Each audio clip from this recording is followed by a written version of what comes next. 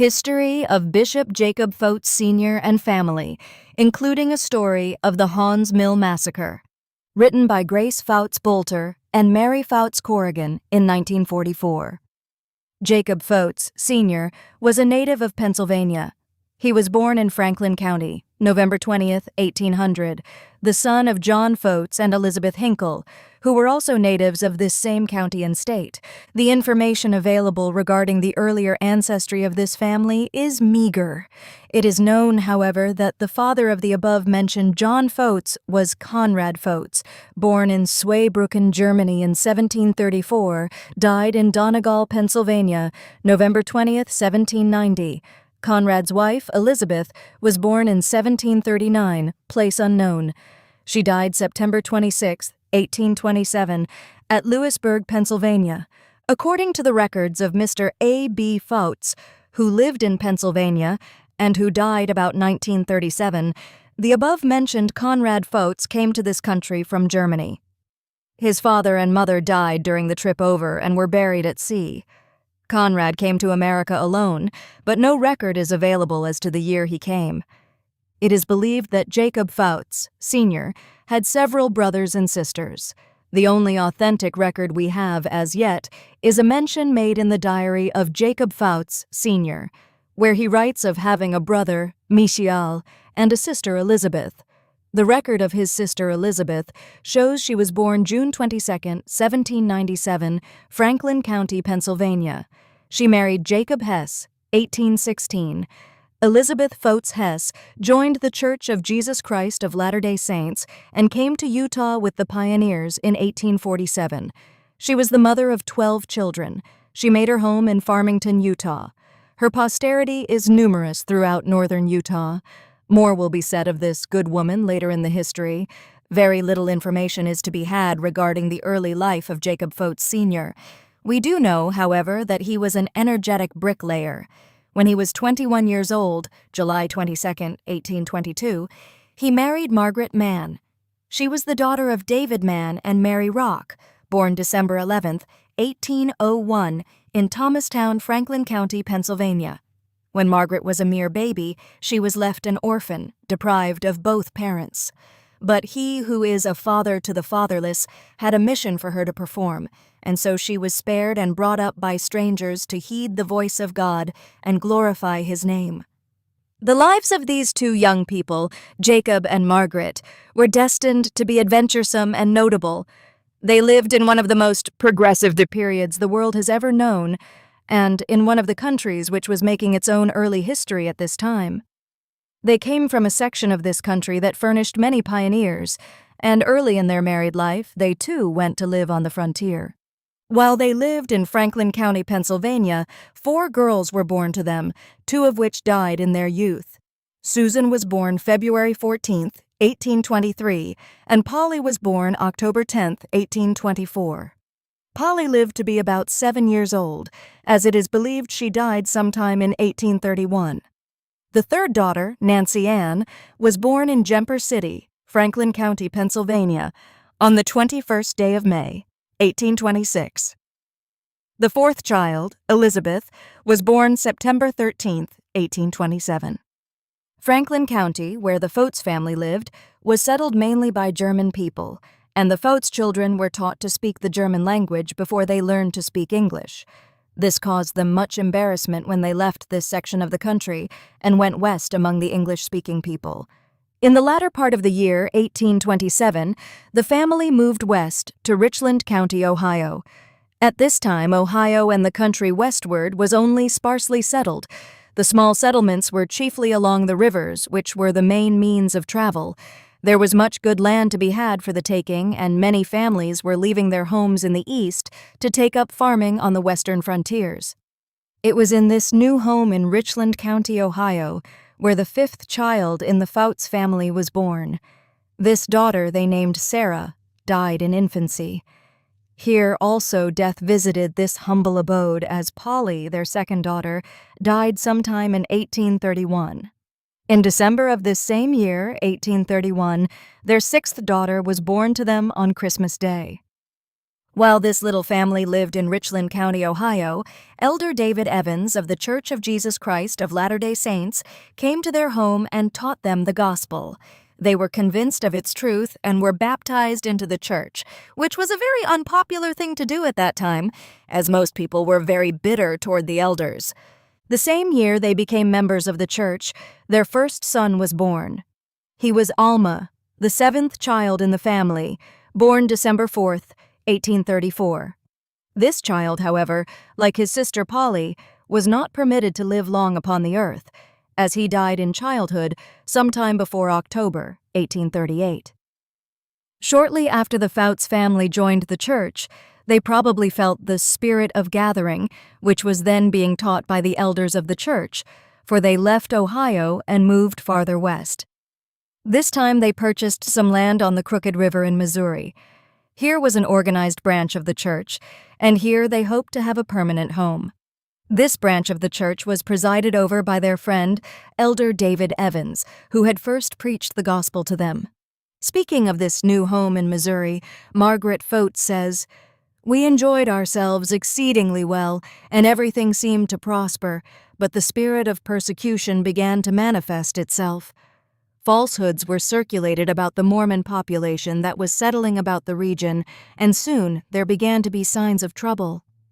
Here, on the Crooked River in Caldwell County, Missouri, another son was born to the Foutz family on March 16, 1837. This son they named Joseph Leahy. He was the eldest son to live and was destined to play an important role in the settling of the West. Margaret Foutz, in October 1838, speaks of her little family of 5 children, so we take for granted that the eldest child, Susan, must also have passed on into another sphere before this time, as well as Polly and Alma. Susan lived to marry but died in Nauvoo. Sarah, Polly, and Alma must have died before 1838, leaving her with Susan, Nancy, Elizabeth, Catherine, and Joseph. The Foutz family, with the other members of the little settlement, were not permitted to enjoy their new home for long. The mobs were driving the Saints out of one county after another in Missouri, and as Margaret Foutz said, "Even in the little settlement of Haun's Mill in Caldwell County, trouble was being felt." The mob had threatened to destroy the mill owned by Brother Haun, and so, as a precautionary measure, the Saints had organized themselves together and planned to keep a few watchmen at the mill continually. The Saints had met with a great deal of opposition from the people in Missouri, as they had in different sections of the East. It seems the evil spirit was always at work stirring up individuals and groups of individuals to persecute the Saints. Many times the brethren had tried to settle matters peaceably, but to no avail, and so in October 1838, the Foutz family had a most trying experience. It is known in church history as the Haun's Mill Massacre. "We ran about 3 miles into the woods and there huddled together, spreading what few blankets and shawls we chanced to have upon the ground for the children. There we remained until 2 o'clock the next morning before we heard anything of the result of the firing at the mill. Who can imagine our feelings during this dreadful suspense? When the news did come, lo, what terrible news! Fathers, brothers, husbands killed! We now took up the line of march for home, but alas, what a home! Who would we find there? Now, with our minds full of the most fearful forebodings, we retraced those 3 long, dreary miles. As we were returning, I saw Brother Myers, who had been shot through the body. In that dreadful state, he had crawled on his hands and knees about 2 miles to his home. After I arrived at my house with my children, I hastily made a fire to warm them and then started for the mill, about 2 miles distant. My children would not remain at home, as they said, 'If father and mother are going to be killed, we want to be with them.' On the way to the mill, in the first house I came to, there were 3 dead men. One, a Brother McBride, was a terrible sight to behold, having been cut and chopped and mangled with a corn cutter. I was told that he was a survivor of the Revolutionary War. I hurried on, looking for my husband, and finally found him in an old house covered with some rubbish. He had been shot in the thigh. I there rendered him all the aid that I could, but it was evening before I could get him home.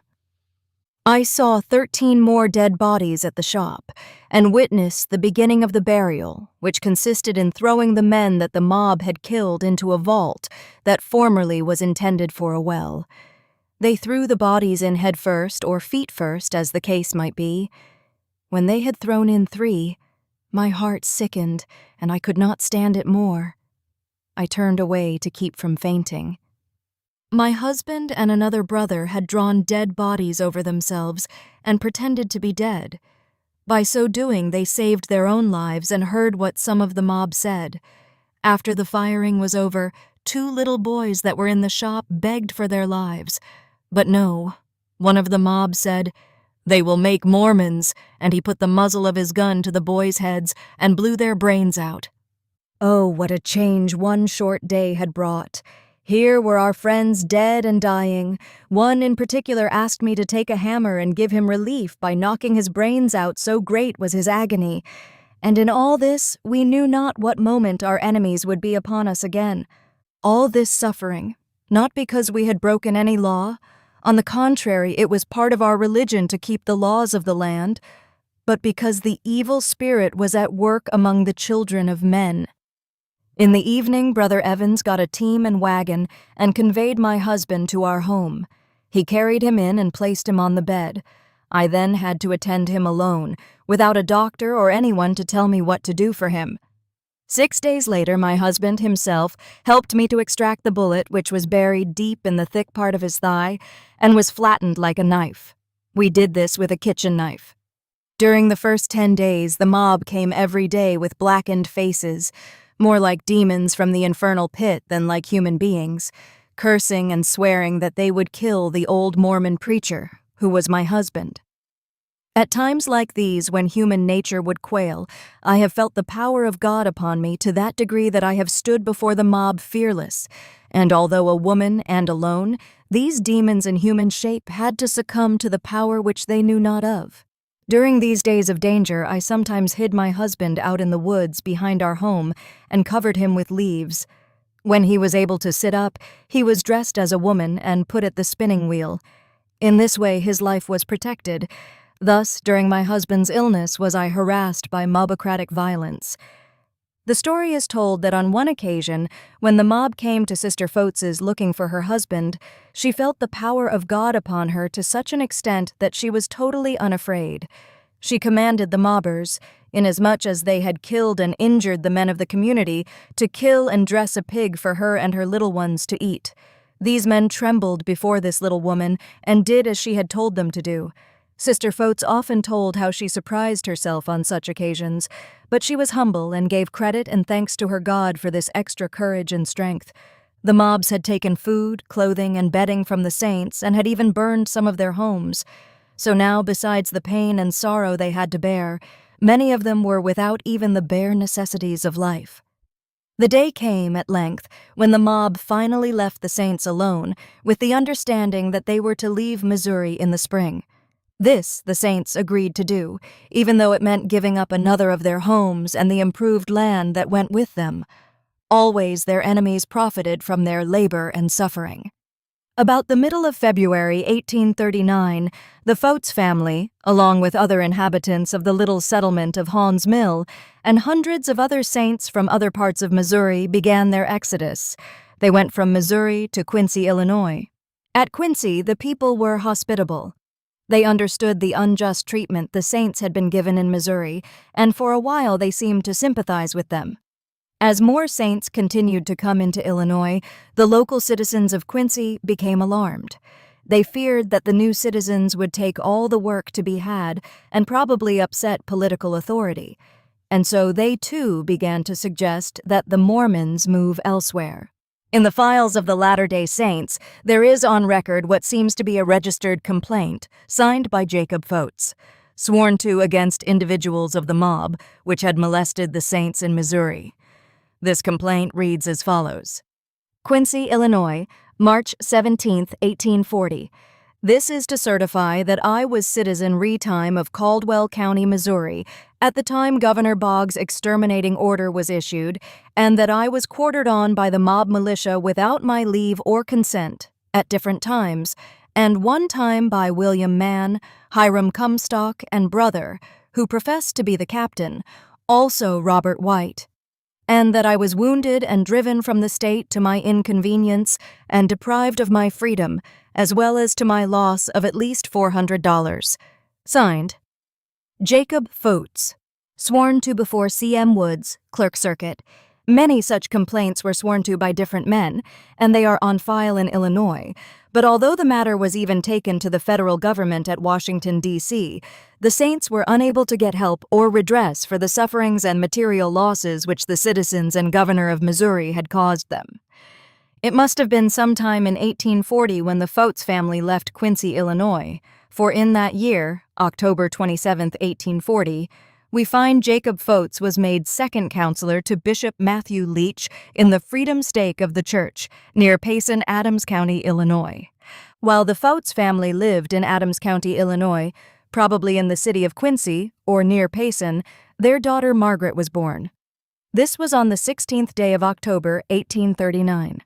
Sometime between October 1840 and February 1841, the Foutz family moved into Brown County, for it is recorded in the writing of Joseph Smith that on February 28, 1841, a branch of the Church, or Stake of Zion, was organized in Brown County, western Illinois, with Levi Gifford as president, Loderick as first counselor, and Jacob Foutz as second counselor. Jacob Foutz must not have lived in this locality long, for shortly after this he was living in Nauvoo, Illinois. On the 20th of October, 1842, the High Council in session at Nauvoo resolved that the city of Nauvoo be divided into 10 wards according to the division made by the Temple Committee, and that there be a bishop appointed over such districts immediately out of the city and adjoining thereto as shall be considered necessary. This resolution goes on further to give the names of those chosen to preside over these districts. Jacob Foutz was appointed bishop of the 5th ward. In a little diary kept by Jacob Foutz, we are given a little insight into his life. This book is a meager affair, handmade of white paper, sewn to a black cover. In this diary he says, "Left Nauvoo 12th of September and left Quincy 3rd of October." This we believe to be the notation made at the time he left for the mission field. The year is believed to be 1841. The church presidency thought it advisable to keep in touch with the eastern branches, even if the Saints were hard-pressed in their new location. Missionaries were sent out as usual in spite of the fact that they were badly needed at home to drain the swamp that was to be their home, build their homes, and help with the erection of the temple. Under just what circumstances Jacob Foutz left to go on his mission, we do not know, but surely it must have been a great sacrifice for him and his family to make. They were barely settled in their home in Nauvoo when he was sent away, leaving his 6 children and wife who was expecting another baby soon. His mission took him again to his old home state of Pennsylvania, where he labored among his friends and relatives, many of whom he was successful in converting and baptizing into the church. Jacob Foutz tells in his diary of leaving Pittsburgh and going out and searching faithfully and preaching in nearby neighborhoods. He labored in Indiana, Camberg, Bedford, and Franklin counties. Most of the time he preached at meetings held in the schoolhouses, but occasionally meetings were held in the homes of individuals. According to his record, the investigators of these meetings numbered from 11 to 18, and at one meeting he notes 28 were present. On November 16, 1842, Jacob Foutz records that he baptized Levi Thornton and wife Elizabeth. An expense account in the diary of Jacob Foutz, which he kept right along with his other records, is interesting when we compare the price and variety of goods which this missionary bought with those purchases today. Evidently, these good brethren bought for their families as well as themselves while out in the mission field, as such items as calico appear often in the lists, one of which is as follows: 10 pounds fish 40 cents, calico viens dollars 60 centi, sugar 10 cents, coffee 12 cents, butter 2 pounds 20 cents. Just how long Brother Foutz remained on his mission is not known. The next account of him we have is in June 1842, at which time he was again in Nauvoo. His wife had given birth to a baby boy in his absence. This child, Hiram, was born in December 1842 at Nauvoo, Illinois. No record after this time is to be had concerning this baby, so it is believed it died in infancy. Nauvoo at that time was a most unhealthy place to live. There was much sickness throughout the settlement, and old and young died of fever continually. It is possible that little Hiram may have been a victim of such disease. Our sympathy goes out to the mother of this family, for she had more than her share of work and worry to make a home in this new country under such trying circumstances. In Margaret Foutz' autobiography, written years later, she had this to say: "My husband was a man of great faith, and many times had sickness yielded and even broken bones been united in our family through prayer and the administration of the laying on of hands. I bear testimony that this work commonly called Mormonism is true, and I leave this as a testimony to my children and to my children's children and to all who may read my autobiography that this work is the work of the Lord. I will now chronicle one miracle that took place in my home. My husband took very sick. Also, a young man that lived at our house was very sick, and my eldest child had been very sick for about 10 days. In fact, he was so bad that he had become speechless. I sent for an elder, Brother J. Carto. He and another elder came with him, and they administered to each of the sick and then called upon them, in the name of the Lord, to arise from their beds and be made whole. They did so, and I got them something to eat, of which they partook, and they were instantaneously healed by the power of God, his servants officiating in priesthood which they had received. After returning from his mission, Jacob Foutz was very active in the church, and he was also made a member of the Nauvoo Legion. Inasmuch as threats were being made by mobs to take the prophet and others out of Nauvoo, men were called especially to protect Brother Joseph. Jacob Foutz was among a group of about 85 men aboard the Maid of Iowa, a steamboat which was sent out from Nauvoo to patrol the Mississippi River in an effort to prevent anyone from taking the prophet to Missouri by water for trial. This boat was loaded June 25, 1842, and sailed that night. They were out about 1 week. As it is recorded, they left Quincy, Illinois on July 1, 1843, at 8 a.m. to return to Nauvoo. On Sunday, October 1, 1843, Joseph Smith attended a meeting in Nauvoo in the morning, which was adjourned in consequence of cold and rain. The weather in the afternoon was more pleasant, and the people assembled to resume their meeting.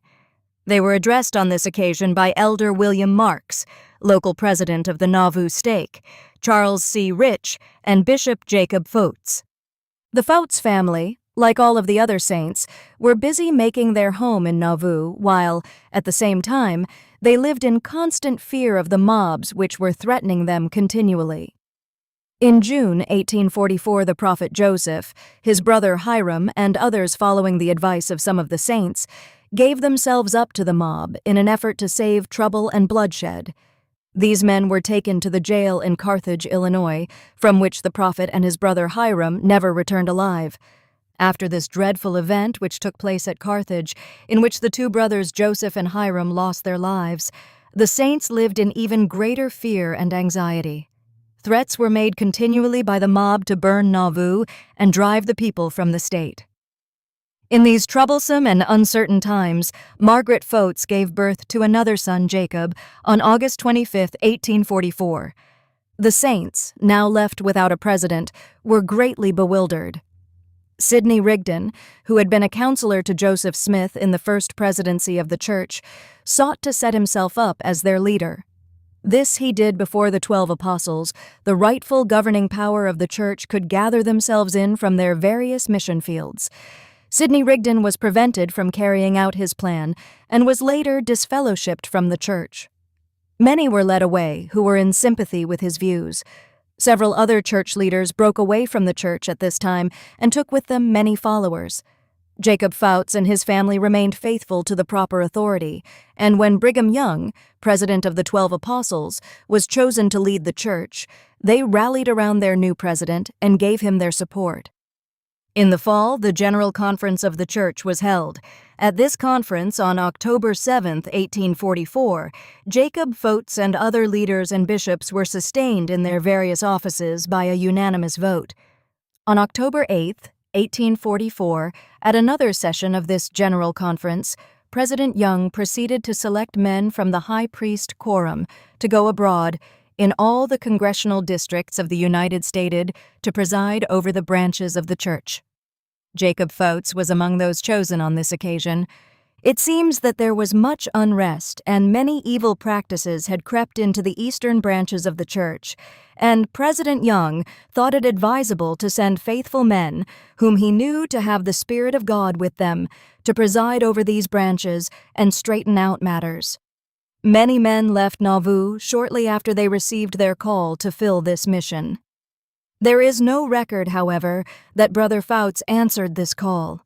He had recently been on a mission to Pennsylvania, and it is possible that he was not sent out again, his health being poor since his encounter with the mob at Haun's mill.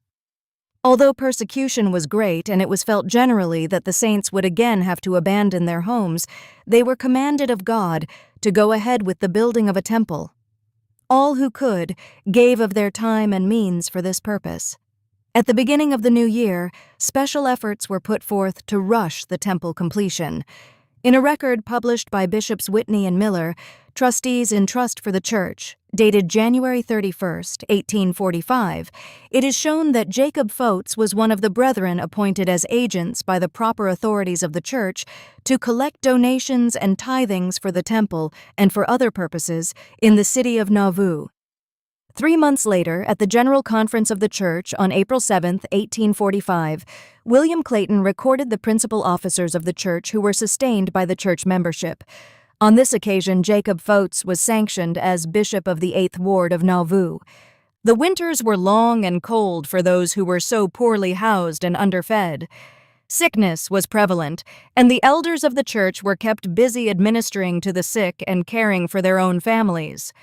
On Monday, February 9, 1846, the temple was seen to be on fire. Men and women, carrying water frantically, succeeded in putting out the flames. It was with sorrow they viewed the damage that had been done to the Lord's house, the structure which many had gone hungry to build. When spring finally came again, life became more normal, and the Foutz family made preparations for the wedding of their next eldest daughter, Elizabeth.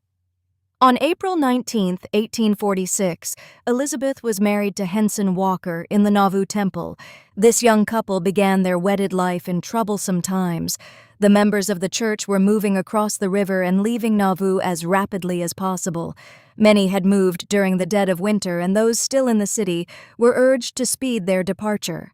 President Young and many of the 12 apostles were already as far west as Council Bluffs in search of a place of refuge for the saints.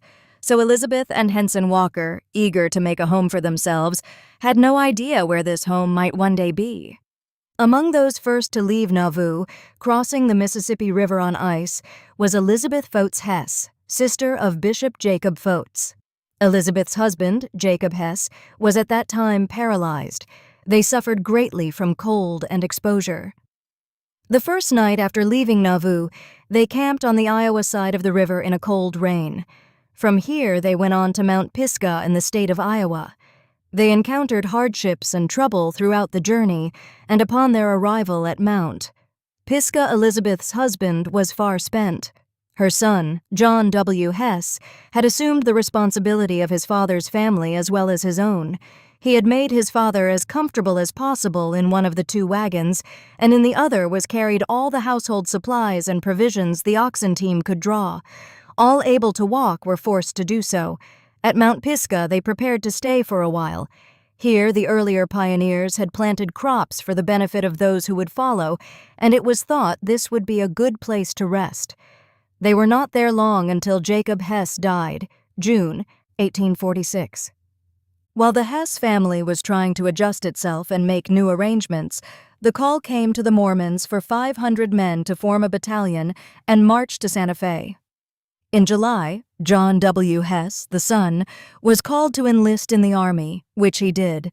He took his wife with him on this long march, leaving his mother, Elizabeth Foutz Hess, and her family of fatherless children at Mount Pisgah. Mount Pisgah was a beautiful spot for a camp. The prairie was rolling and rich, skirted with beautiful groves of timber on the main fork of the Grand River. Under more favorable conditions, Elizabeth and her family might well have been very happy in this temporary home. We will leave this little family now, while we look once more upon the city of Nauvoo and the saints that are there. It is not known definitely just when Bishop Jacob Foutz and his family left Nauvoo, but it must have been soon after their daughter, Elizabeth's marriage to Henson Walker on April 10, 1846, for trouble with the mob became worse each day. It is recorded that few saints were left in Nauvoo after August 1846, for on the 12th of this month the mob, about 1,200 in number, came upon the saints, armed with cannon and guns, and had a terrible battle. After fighting 1 hour and 25 minutes, the mob offered terms of compromise. All Mormons were to leave the city within 5 days, leaving only 12 families to finish the unsettled business and dispose of property, etc. The brethren, having little or no choice, consented to these terms, and they hurried preparations to leave. It is said that on Thursday, 5 days later, when the mob came to Nauvoo, some 1,500 in number, such was the distress and suffering of the saints as actually to draw tears from the mob. Thus it was the City Beautiful was left behind, and the saints again were made homeless. On leaving Nauvoo, the Foutz family went first to Garden Grove, Iowa. Here they stayed long enough to harvest a crop, summer and fall of 1846. Then they moved on to winter quarters. Here the saints had built some homes and were preparing to spend the winter. Many, arriving later, were forced to live in their wagons throughout the long, cold winter. All during the fall and winter, reports came at different times and from various sources that the mob in Missouri was organizing to come against the saints in their new location. It seemed that as yet they had not found the place which was destined to be their peaceful home. Often the saints sang together the hymn, "All is Well," written by Brother William Clayton. This helped to keep up their courage and strengthen their faith that eventually they would find the place which God for them prepared, far away in the West. In the spring of 1847, President Young and the 12 apostles organized a company of pioneers to blaze a trail westward and search out a suitable place for the saints to settle. On the 14th of April, this little band set forth. There were 143 men and boys on the list of this company, 3 women and 2 children. They had 73 wagons with horses, oxen, and cattle. Among this group was Henson Walker, the young husband of Elizabeth Foutz. When Henson was called to take this journey, his wife was very ill. He would have declined to go had not Elizabeth urged him on. She wanted him to respond to all calls made upon him by the presidency and would not now consent to his staying with her. So Henson Walker left with the promise that if his wife lived, she would follow him later. Elizabeth was determined to keep this promise, so preparations were made for her to make the trip with one of the first companies to leave after the original company was well on its way. She planned to travel with her husband's people. When her own folks learned that she was going, they prepared to follow that they might look after her burial. They had no hope that she would live to see the valleys of the Rocky Mountains. However, as they moved on westward, out of the damp lowlands, Elizabeth's health began to improve. Her life, which for a time seemed to be close to the end, had in reality only begun. On June 21, 1847, the Foutz family left winter quarters on the journey that was eventually to take them to a permanent home in the mountains. These pioneers were organized into companies with a captain over each 100, one over each 50, and one over each 10. This was done that each family might know where it was to travel and to whom to look for counsel and help. Bishop Jacob Foutz and Joseph Haun were captains of the second 50 of the Abraham O. Smoot Company. As near as we are now able to figure, there were in the Foutz family at this time Bishop Jacob Foutz, who was 46 years old, and another son, Jacob, who was 4 years old before they reached their destination. The family very likely had 2 wagons in which to store all their household goods and provisions, as Catherine and Lehi often told how they drove one of the teams of oxen on their journey westward. Even though they were better off in this respect than many families, the individuals in the family had to walk most of the way. This journey offered a variety of experiences. Before they reached their destination, there was happiness, romance, and adventure in store for them, as well as fatigue, hunger, and sorrow. They were to find out what it meant to toil on in intense heat, extreme cold, and rain. In the end, lay the reward, worth all it cost. When they made preparations for the journey, they had thought to supply themselves with all that was necessary for their comfort on the journey, but they soon learned that the wagon would not hold a great deal. Often, by planning and careful packing, they were able to get in a few luxuries as well as the bare necessities, only to find out that it was too much of a load for the oxen to pull. When most families were on the road, they had only the essential food, clothing, and bedding, and these were not enough when misfortune came their way. Sometimes the rain came through the wagon cover and soaked the flour, which mildewed and was not fit to be eaten. Thereafter, the family lived almost entirely on buffalo meat. At times, a wagon would be overturned while fording a stream, and then the entire contents of the wagon would be lost or badly spoiled. Feed for the cattle became a problem. In many places, the grass had either been eaten off by the animals of earlier companies or destroyed when some traveler had left his campfire and caused the prairie to burn. Each day they tried to travel from one watering place to another, but this was not always possible as the streams dried up late in the summer, and so occasionally they were without water. The hot, dry plains brought health to some who had fallen sick in the low, damp city of Nauvoo, but others became ill from the changes in climate, water, and food. The mothers with small children suffered greatly with anxiety, never knowing what would be their lot from day to day. Often they left a lonely grave along the wayside, one that was not likely to ever be visited again. The Indians, too, were ever a source of worry. They were not hostile, and so the pioneers did not fear them, but they were cattle thieves of the worst kind. Each night, guards had to be set about the camp to keep track of the animals that wandered away in search of food. Many companies did not have enough oxen and horses to draw their wagons, and so could ill afford to lose any to the Indians. However, in the face of all the trouble they had to overcome, there was ever some fun. Each day brought a change of scenery, new hope, and greater dreams. Often in the evening they gathered around the campfire and listened to talks from hunters and explorers who sometimes spent the night with them. Or they sang songs and danced when they were not too tired. The young folks, upon whom responsibility did not weigh too heavily, rejoiced in the friendships they made and the adventures they encountered. Brigham Young and the first company of pioneers had at last arrived in the Salt Lake Valley, July 24, 1847. They found it to be a good place, and most of them were well satisfied with the prospects of the country. They were thankful and rejoiced in the blessings they had on their journey. Not a man, woman, or child had died on the trip, and not even any cattle died, but a few were stolen by the Indians. This group of pioneers immediately got to work exploring the country thereabouts and laying out the city that was to be their future home. Everything was to center around the Temple Square, and the city was so laid out.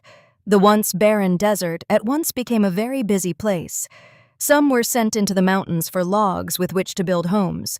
Some set to work making adobes. Some fenced off corrals for the cattle, and others plowed the ground and planted crops. Everyone did his part to get the valley ready for those who were soon to arrive. On July 29th, the Pueblo Company of the Mormon Battalion arrived in the Salt Lake Valley.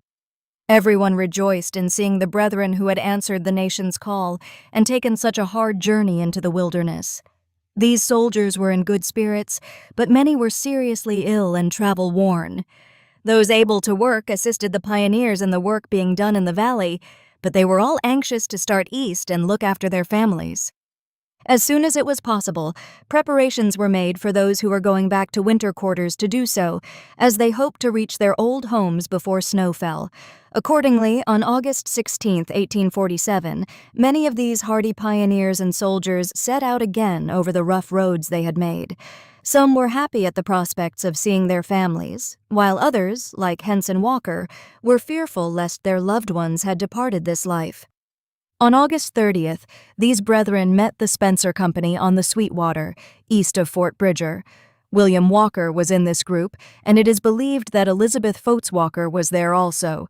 There must have been great rejoicing when this young couple were again united. Walkers went on to the Salt Lake Valley, arriving there in September 1847. Quotations taken from the Pioneer History Journal, compiled by Andrew Jensen, give a little insight into the whereabouts of the Foutz family in the fall of 1847. September 7, 1847. It snowed part of the day and the weather was cold. By night, the snow had cleared away. They crossed the dry Sandy Creek at 2:00 p.m. and the Little Sandy at 10 o'clock in the evening, where they stopped to camp. The road was good, and the cattle traveled very much faster, especially after sundown. They made 28 miles that day. The second 50 of Smoot's 100, with Jacob Foutz and Joseph Haun as captains, spent part of the day with other pioneers from another company at the upper crossing of the Sweetwater. Saturday, September 18th, 1847. Smoot's 100 arrived and camped on Bear River, and so their journey continued until the whole company arrived in the Salt Lake Valley on September 25, 1847. This company was fortunate in getting there before the heavy snows fell. Some companies caught in these storms suffered terribly. The cattle could no longer pull the loads in the heavy snow, and a call for help came to the saints in the valley. Quoting from the Pioneer History Journal, we find, "The second 50 of Smoot's company responded liberally to the call of sending teams from the valley to help the rear company over the mountains. Jacob Foutz sent 1 yoke of oxen back." With winter ready to set in, the entire Foutz family became very busy establishing their new home. With the other saints, they assisted in making the first improvements in Salt Lake City, along with working in the first organizations of the church that were set up in this new location. On November 7, 1847, Bishop Jacob Foutz was again placed at the head of one of the wards of the church.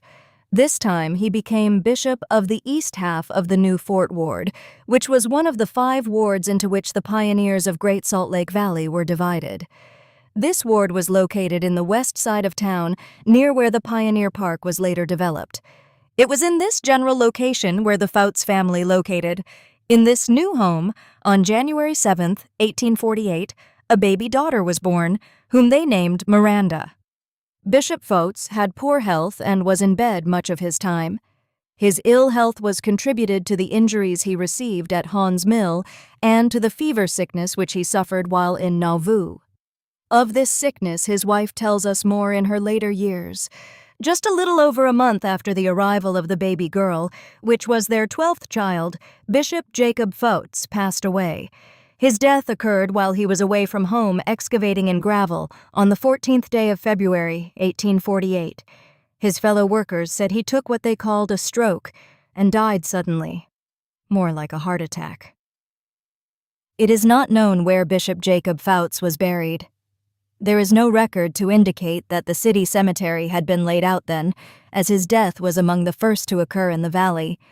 He was very likely buried on the family property, as there are records to indicate that such was the practice in that early day. Traditions of the family differ as to the place of his burial. Some say he was buried on a hillside by other graves, and that some years later, a landslide covered all the graves there. Another tradition, for which we can furnish no proof, is that he was buried on the northeast corner of 2nd South Street and Main, where the Walker Bank now stands. The place of his burial is still unknown. Although we do not know where his final resting place was, we do know that he went to the reward for which he had labored all his life. His life had been an eventful one, mingled with joys and sorrows. He had been a faithful member of the church for many years and a diligent worker in it. The church leaders, as well as the membership, joined with the family in mourning the passing of this humble servant of God. Now that the family was left without a father, new plans had to be made for their livelihood. The mother, Margaret, told often in later years that her husband left her with 8 children, 7 bushels of wheat, 2 cows, a city lot, and 5 acres of brushland. This was little security for a widow living in a country where there was little hope of finding employment for herself or her children. Joseph Lehi, the eldest son, was then 10 years old. Even at that age, he heroically assumed much of the financial responsibility of the family. He, like other boys of the time, had had little, if any, schooling, and so he had to resort to the kind of work an unschooled lad could get in a pioneer country. He was a born trader and a lover of animals, especially horses. By driving teams for others, and by his trading, he was able to help his mother greatly. Catherine, then 16 years of age, found employment in the home of Louis and Clarissa Robinson. These people were very good to her, and it was while she was working for them that she met her future husband, Samuel White. On the 5th day of December, 1848, Nancy Ann Foutz, 22 years old, married Ephraim John Pearson. The young couple made their home in Salt Lake City. The following year, September 27, 1849, Catherine was married to Samuel White. He was a native of Vernon. Having been left an orphan, he had lived most of his life with the Lyman family. While the Saints lived at Mount Pisgah and the call came for volunteers to join the U.S. Army, Brother Lyman advised Samuel not to join if they could get enough men with him. This evidently was not the case, however, for Samuel became a member of the Mormon Battalion. He made the long, hard trip with his company and was released after reaching California. Samuel was working at Sacramento, California at the time gold was discovered there. He gathered about $500 in gold. Then, in accordance with instruction received from the church presidency, he bought a horse and went on to Utah. But many of his companions and friends remained in California, attracted by the gold and the mild climate. When Samuel White reached Salt Lake City, he again made his home with the Lymans until he married Catherine. Then they lived out at Cottonwood, where their first child, Charles Samuel, was born on September 27, 1850. In the spring of 1850, the widow, Margaret Foutz, and her 4 children, Joseph Lehi, Margaret, Jacob Jr., and Miranda, moved south into Utah County. They located at Battle Creek, now Pleasant Grove. This was destined to be their home for many years, and the home of the mother for the rest of her life. Upon their arrival in Pleasant Grove, they first lived on the land where the J.P. Hayes home now stands, 1937. Later, they moved into a log cabin on the lot where the old Foutz home stood for many years. This was on the northwest corner of the First West and Center Streets. At that time, there was a rock wall around the city, forming a fort. This wall bordered the north side of the Foutz property. In Pleasant Grove, the family made their living by farming and by use of the spinning wheel, which Mrs. Foutz was fortunate enough to own. On February 20, 1852, the first bishop of Pleasant Grove, George S. Clark, wrote to the Deseret News, "We have only 5 spinning wheels at present in operation, but hope soon to have many more, so that we can have some of the best music in our domestic circles." Margaret Foutz, it seems, had one of these 5 wheels, and together she and her daughter Margaret used to spin wool for their neighbors, receiving wool for pay, which they made into homespun material, and socks which they were able to sell for a good price. In spite of the long hours spent in earning a living, their life in this pioneer country was not all toil. Many evenings were spent in merrymaking at the church socials and in homes of neighbors. They often gathered for quilting bees, wool-carding bees, and so forth. On these occasions, the menfolks would join them later in the evenings when the chores were done, and they all enjoyed parched corn and apples, or some simple refreshment which the hostess was able to furnish. Margaret Mann Foutz was well liked by her neighbors, and she and her family enjoyed the friendship and association of all in the little community. Being a good neighbor and a good manager, Margaret found time to do for others as well as her own. She was always ready to help and accommodate whenever she could, but there was a limit to her ability to do some things. Her son Joseph Lehi liked to tell how Margaret broke one of her neighbors of the habit of borrowing. This neighbor, it seemed, was always running out of tea, so Mrs. Foutz put a whole package of tea into a container and labeled it her neighbor's tea. Whenever this good woman came to borrow tea, Mrs. Foutz loaned liberally from the container, and when the borrowed tea was returned, it was faithfully put back in this same can. By and by, the container was empty. When the neighbor again came to borrow, Mrs. Foutz told her what she had done and explained that she had borrowed herself out of tea, and she could not loan her any more. Tea seemed to figure prominently in the diet of the early Mormon pioneers. Another tale that young Joseph Lehi liked to tell was how he obtained a nice 5-pound package of tea for his mother. People seemed to know that young Joe was a trader, and they came to him whenever they had anything to dispose of. One day an immigrant approached him, wanting to know where he might get a cat. Joe knew his mother would never willingly part with hers, but he also knew that she was out of tea, so he proceeded to make a deal. He traded his mother's fine specimen of the cat family for the package of tea. Mrs. Foutz did not know for years what became of her cat. In the summer of 1855, Joseph Lehi, who was then 18 years old, accompanied Bill Hickman to Sacramento, California, with the first herd of cattle the Mormon Church ever marketed on the coast. California seemed to be the best place to sell their surplus cattle in those days, as it was a fast-growing country. Ever since the days of the gold rush, people had poured into this section, and food was generally scarce. So, while Sacramento was a good marketing place, it was still a long way off, about 700 miles, and the trip was a hard one. In this first herd, there were 800 head of cattle. The Indians at this time were very hostile, and this added to the danger of the long journey. Once, when the Indians gave them cause for worry and made trouble for them, as a subterfuge, one of the men pretended to be crazy, permitting himself to be chained to the wagon. He was such a good actor that the Indians became frightened and fled. They had no more trouble with this particular tribe. Joseph Lehi worked with Bill Hickman for a long time, and the two became staunch friends.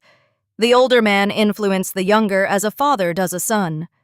10 years had now passed since the Saints arrived in the Rocky Mountains. In all the cities and counties of the territory, there were celebrations being planned in honor of the occasion. July 24, 1857, was a memorable one, a day not to be forgotten for years to come. The sun rising on the peaceful little settlement of Pleasant Grove found flags flying and decorations everywhere ready for the celebration. The following paragraph, taken from Jensen's Pioneer History Journal, gives an account of the parade held on this occasion in Pleasant Grove, Utah. July 24, 1847, was an important event to the pioneers, as it was the celebration of the first 10 years in Utah. John W. Lusk was marshal of the day. The parade consisted of horses, battalion of infantry, pioneers of 1847, Mormon battalion carrying U.S. flags, and leading a ram. 24 young men in uniform with banners, and 24 young ladies dressed in white with blue silk scarfs. 24 girls with flags containing the motto, "Our Children, Our Glory," and 24 boys with flags bearing the motto, "Defense of the Constitution." While such celebrations were in progress throughout the territory, Porter Rockwell and others arrived in Salt Lake City from Fort Bridger, bearing news which was to change the peace of mind and the very lives of these people. The messengers went immediately to Brighton in the Big Cottonwood Canyon, where Brigham Young and the Salt Lake City Saints were holding their 24th of July celebration. Here, the president of the church was notified that an army of the United States soldiers under the command of General Johnson was advancing upon the Saints. Such news must have put an end to the festivities and brought fear and apprehension to everyone. For 10 years they had toiled early and late to conquer this desert, and now that it was just beginning to blossom and show the fruits of their labor, their security was again threatened. Was there never to be a time or place where they could live in peace and happiness? Like the news, armies in those days traveled slowly, so there was no immediate danger, but plans must be made at once to fortify the city. By September, President Brigham Young had placed Salt Lake City under martial law. Many of the saints had left their homes and gone south to Provo and other places. The temple, church building, and some of the better homes were fixed in readiness, with orders to set them on fire should the army enter the city. This time, if their oppressors took over their property, it was to be in a worthless condition. The saints had decided that no longer were they going to suffer their enemies to dwell in their homes. A band of scouts were sent to the mouth of Echo Canyon to prevent the U.S. Army from entering the valley. Joseph Lehi Foutz was one of this group. While on this trip, Joseph rode an especially fine race mare whose owner, Bill Hickman, would not have entrusted to the care of anyone else. At this time, Joseph was an excellent horseman and was later to become an expert in military tactics. He rose to captain in the Utah militia, and when the trouble with Johnson's army was over, Joseph Lehi trained the men in Utah County in military tactics as long as he resided there. Later, when he moved to Richfield, he had charge of the military training in San Pete and Sevier counties. To return to the time at hand, Johnson's army at length did enter the valley, but under somewhat peaceful circumstances. Tears welled in the eyes of members of the Mormon Battalion when they saw their former leader, General Doniphan, riding through the streets of Salt Lake City with his head uncovered. General Doniphan had not forgotten the brave members of the army he had once commanded, and out of respect to them, he rode humbly through the streets of their beloved city. In the winter of 1857, young Margaret Foutz was married to her brother-in-law, Henson Walker, and she went to live with her sister Elizabeth in the old Walker home on the State Highway in Pleasant Grove. Henson's other wife, Mary Green, moved into another home, leaving the two sisters to themselves. Probably the greatest event in Margaret's life was when her only son, Ezra Foutz Walker, was born. This was January 25, 1859. Margaret was a wonderful mother, caring for her child dexterously. She was independent and self-reliant. She was an orderly housekeeper and skilled in the art of needlecraft. With infinite art, she made Ezra's clothes, embroidered his little blouses, and sewed also for Elizabeth's children. Because she was so adept with her needle, all her life she gave of her time and talent to the public in preparing burial clothes. Along with other things, she made a little money for herself by knitting stockings for sale and by making homespun suits from homemade yarn. Sometimes she sold gloves she had made herself from tanned deerskin. The Walker home was a happy one. It was always open to friends and strangers alike. The church authorities made this their stopping place as they journeyed to and from the southern towns. The dusky red man often ate at the Walker table, and the neighbors and townspeople gathered there for fun and advice. Elizabeth F. Walker was called to be president of the First Relief Society organization in Pleasant Grove, and in the fulfillment of this calling she had many and varied experiences. Organizing a group of women for relief purposes was not easy, inasmuch as all the pioneer women of that day were overburdened with their own work. It was about this time that one of Elizabeth's sons was accidentally killed. The shock and sorrow of this accident undermined her health and almost cost her life. Her own experiences taught her to be sympathetic and understanding. She suffered with those in distress and rejoiced with others when good fortune came their way. In Mother Foutz's family, the younger children were now grown. The year 1866 saw both Jacob Foutz, Jr. and Miranda married. Jacob had lived at home with his mother for 21 years and had helped her earn her living. Now he was grown, and he chose himself a wife, and on January 7, 1866, he married Sarah Ann Thorne. Their marriage took place on a Sunday afternoon, the ceremony being performed by their brother-in-law, Bishop Henson Walker. Later that spring, on March 18, 1866, Miranda, the youngest daughter in the family, was married to Thomas J. Bacon. Jacob Jr. and Sarah made their home with the widowed mother, who was now about 65 years old. As usual, the first years of their married life was a hard one.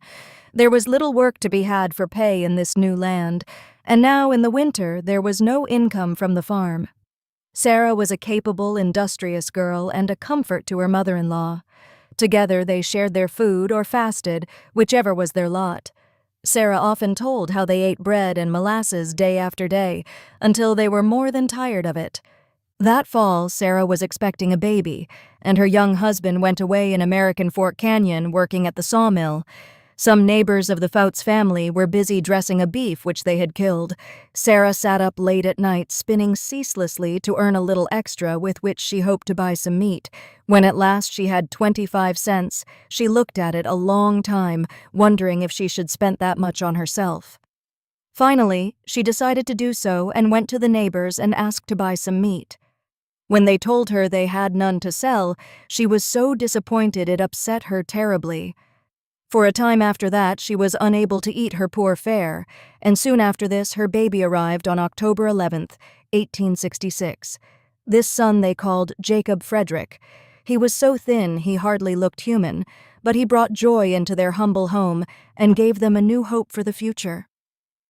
Soon after this, their financial outlook became better, and this young pioneer family, like all the others, became prosperous and happy.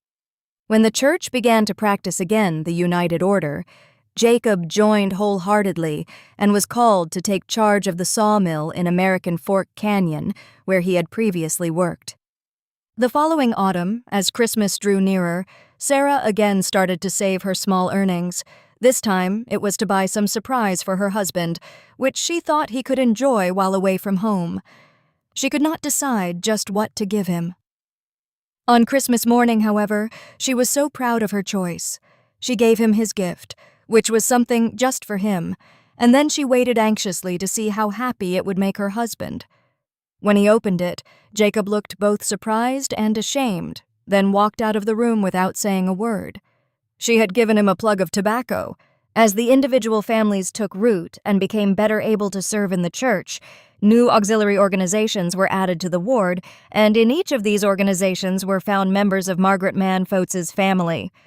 Elizabeth Foutz Walker was president of the Relief Society, and on December 6, 1873, when the Pleasant Grove Retrenchment Association was reorganized, Margaret Foutz Walker was made president, with 7 counselors who were Pauline Eliza Brown, Louisa Pearson, Florence Halliday, Elizabeth Holman, Christina Larson, Mary A. Frampton, Annie White, Huldah Winters, Grant, secretary, and Martha Woolley, treasurer.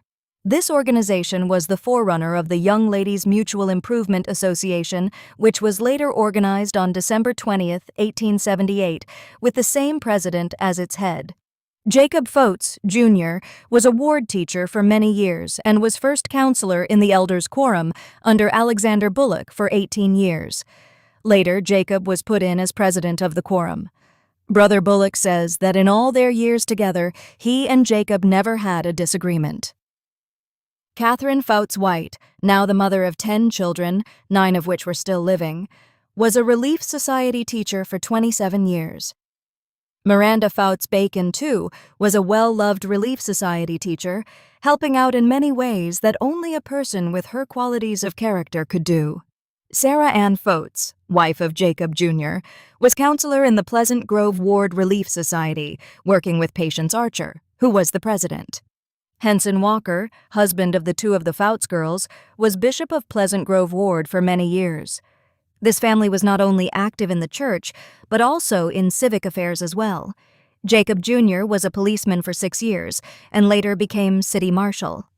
Down in southern Utah, Joseph Lehi was busy with others in adjusting Indian affairs and in training men in the militia. In 1875, Joseph Lehi accompanied Jacob Hamblin into the Navajo Reservation and Hopi Indian villages. These 2 men became fast friends. Jacob said of Joseph that he was the best scout he had ever been out with. They had many experiences together. Joseph was an excellent marksman, was fond of target practice, and often indulged in this pastime with the Indians, who admired his skill. While in Sevier County, Joseph Lehi entered the United Order and was put in charge of the sawmill in Clear Creek Canyon. He was also given charge of the Order's horses that were kept in the West Mountains. In the fall of 1877, Joseph Lehi and his family moved to Arizona. They were 5 weeks on the way. En route, they crossed the Big Colorado River on ice, something that no one was ever known to do before. They journeyed long and they encountered many hardships. To keep themselves warm, they put their homemade carpets over the wagon bows under the wagon cover. They also carried hot coals in the ovens of the stoves they were taking with them. Joseph had charge of Lee's Ferry on the Big Colorado River the first season. Their first home was Moankopi, 90 miles south of the ferry.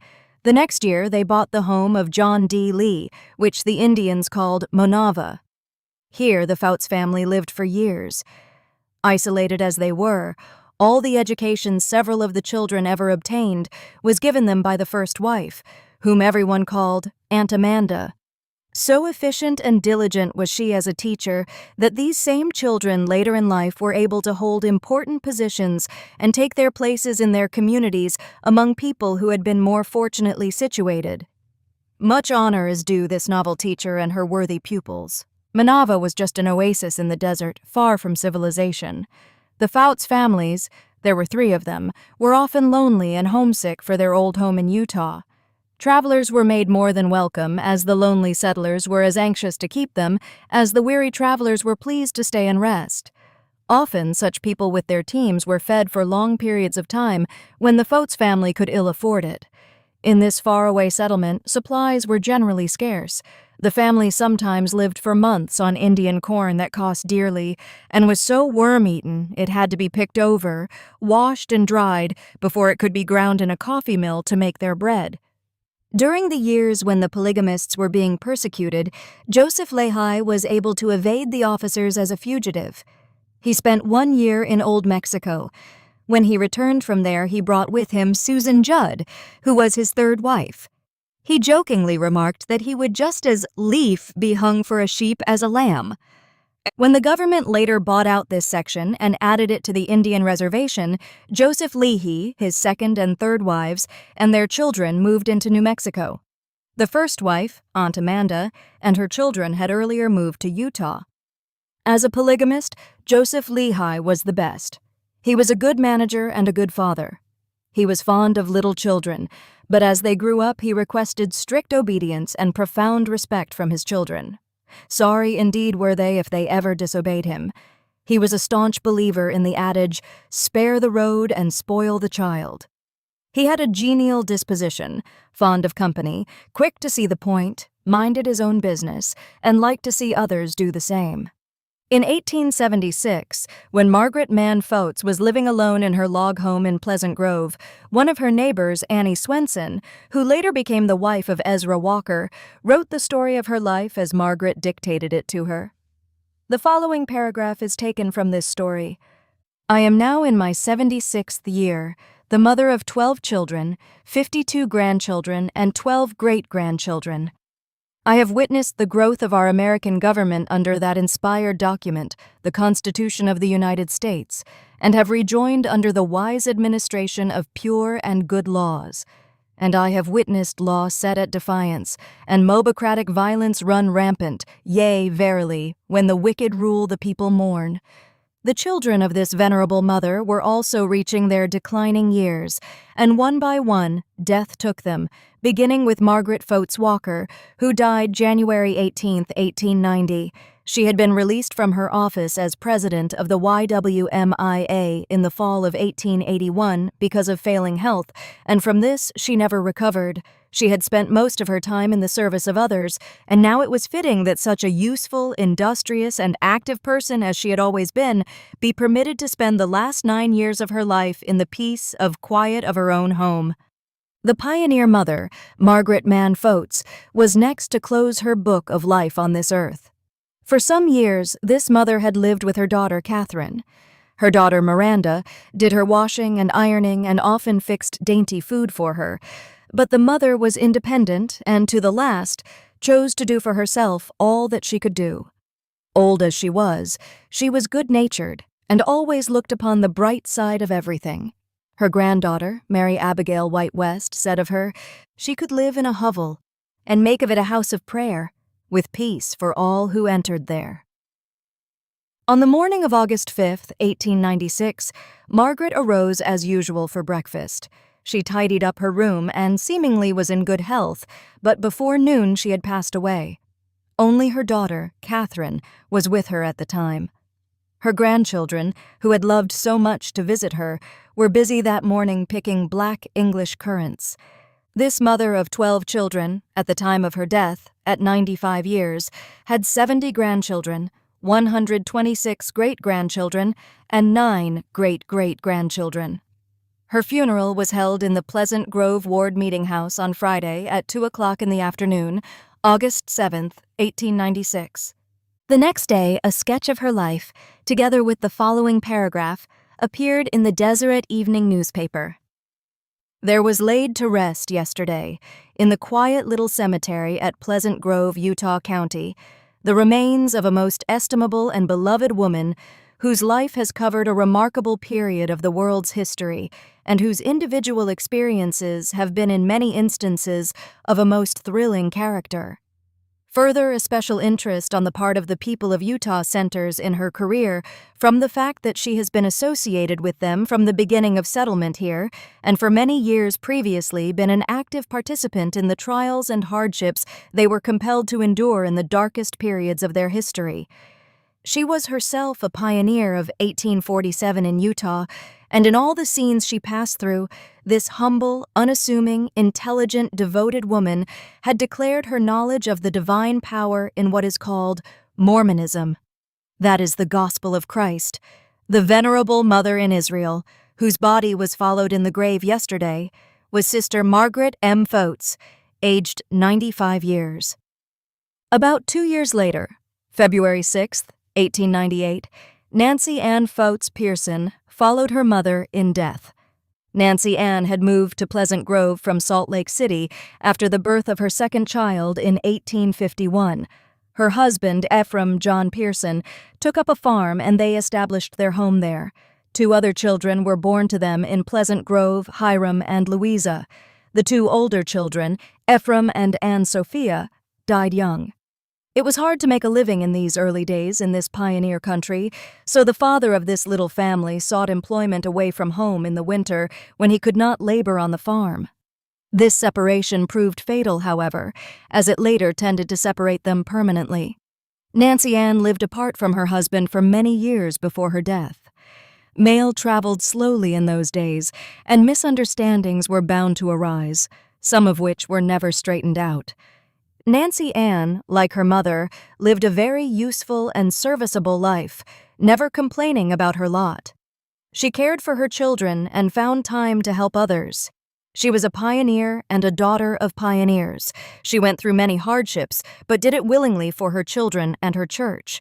On the 19th day of March, 1907, another of this family, Joseph Leahy, closed his eventful career. There are many pages in this good man's history which will never be written, but his posterity may well be proud of their paternity, and it is fitting that there is hardly a branch in his large family tree which does not have a Joseph in it. Elizabeth Foutz Walker died in Pleasant Grove, January 30th, 1910, at the age of 83. She was the mother of 7 children. In her hometown of Pleasant Grove, she was affectionately known as Aunt Elizabeth, but to her own family she was the wonderful mother and grandmother, an inspiration to all of them. Elizabeth, who was a pioneer and had been through many hardships, lived longer than 3 of her own children. Her husband and his other wives preceded her in death also. The next of this pioneer family to be taken was Jacob Foutz, Jr., who died December 9, 1917, at the home of his eldest son, Jacob Frederick Foutz, in Pleasant Grove, Utah. Jacob's wife, Sarah Ann, had passed on 3 years before, and Jacob was never reconciled to her going. Life held no interest for him when his wife was gone. She had been strictly a home woman, a devoted mother and faithful wife, and together they were a companionable couple. Neither was given to much talk, but each seemed happy in the companionship of the other. They were both honest, upright, and charitable people who were destined not to be separated for long. Jacob's health began to fail him shortly after his wife's death, and he seemed to be only waiting until he could again be with her. He passed away at the age of 73 after being confined to his bed for some time. As his home occupied a central spot in the little city of Pleasant Grove, so the memory of this good man holds a central place in the hearts of his fellow townspeople. The next spring, on April 19, 1918, Catherine Foutz White died, and Pleasant Grove lost another of its first pioneers. With her passing went a noble soul who had often entertained the primary children with tales of her experiences and stories of the prophet Joseph Smith, whom she remembered well. Catherine was the mother of 10 children. At the time of her death, age 86, she had 29 grandchildren and 43 great-grandchildren. Funeral services were held in the Pleasant Grove First Ward on a Monday afternoon. She was buried in the cemetery of the city, which had been her home for 67 years. Miranda Foutz Bacon, youngest of the family of Bishop Jacob Foutz Sr., was the last to be called in death. She had a hard life. When she was only 6 weeks old, her father had died, leaving her mother with a family of children in a veritable wilderness. Miranda grew up with the desire to do her share of life's work, and she was a great help and comfort to her widowed mother. When Miranda was 14 years old, she and her mother spun wool and knitted socks to make a living. They also made the flour sacks used in the first flour mill in Pleasant Grove. All summer, Miranda cut and dried fruit, as well as helped others in their homes. All through her life, she was so kind and patient that the sick and needy sought her out. She labored always and enjoyed her work both in the church and the community. The last few years of her life, she was an invalid, having broken both legs. She was still the same sweet lady she had always been, never complaining of the pain she had to bear. To the end, she remained cheerful and smiling always.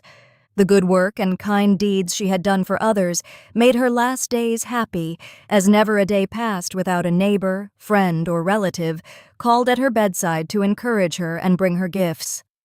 Miranda died March 21, 1928. Her death marked the passing of the last of the children of Bishop Jacob and Margaret Foutz. This pioneer family was once more united. The Desert Evening News, on August 8, 1896, printed the following paragraph in connection with the death of Margaret Foutz. It is a fitting tribute to this whole family of pioneers. Those who were associated with the deep trials and heroic faithfulness attending the establishment of the church and of the settlement of these mountain vales are dropping from the ranks of the people, weary in body from the long and gallant struggle. But the sublime, unwavering heroism they displayed in the cause they had espoused and in which they triumphed remains in history, a shining example to the youth of Zion. The courage and devotion of women, no less than that of men, stands forth in brightness in the records of the saints, to lead succeeding generations to like fidelity in a glorious cause. The true and tried veterans are passing to the other side to receive the reward of their faithfulness even to death. May the generations that succeed them, and now are active in life's battle, have a record as bright and unsullied at the close of their mortal day as do their fathers and mothers.